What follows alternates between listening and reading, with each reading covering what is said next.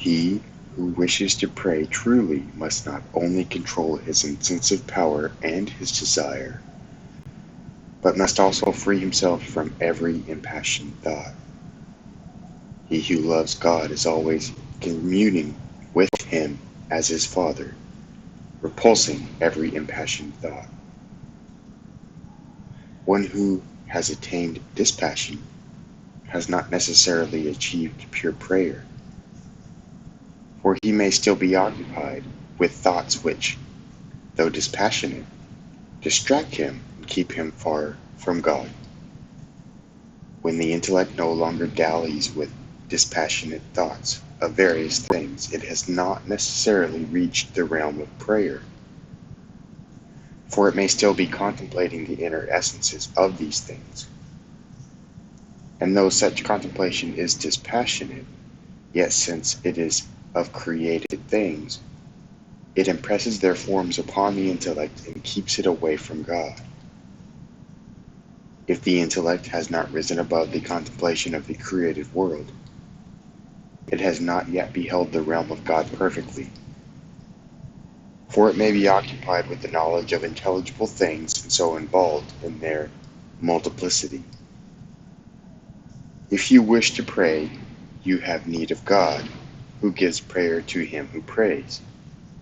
1 Samuel chapter 2, verse 9. Invoke him then, saying, Hallowed be thy name, thy kingdom come. Matthew chapter 6, verse 9 and 10.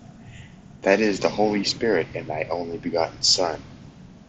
For so he taught us, saying, Worship the Father in spirit and in truth. John chapter 4, verse 24. He who prays in spirit and in truth, no longer dependent on created things when honoring the Creator, but praises him for and in himself. If you are a theologian, you will pray truly, and if you pray truly, you are a theologian. When your intellect in its great longing for God gradually withdraws from the flesh and turns away from all thoughts that have their source in your sense perception, memory, or soul-body temperament, and when it becomes full of reverence and joy, then you may conclude that you are close to the frontiers of prayer.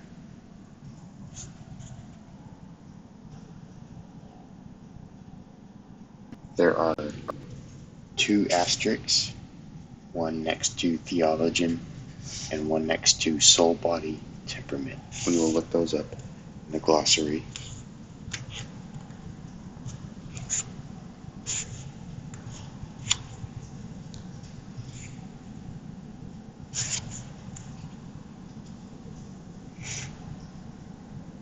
Theology, in Greek theologia, denotes in these texts far more than the learning about God and religious doctrine acquired through academic study. It signifies active and conscious participation in or perception of the realities of the divine world. In other words, the realization of spiritual knowledge.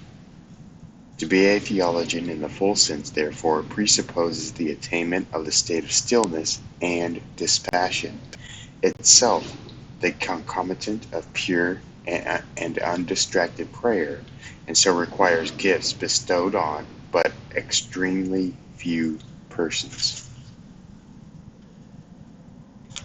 Let us look up the soul-body temperament,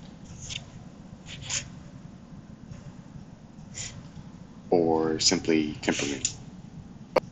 In Greek, krasis, Krasis, primarily the well-balanced blending of elements, humors, or qualities in animal bodies, but sometimes extended to denote the whole soul-body structure of man.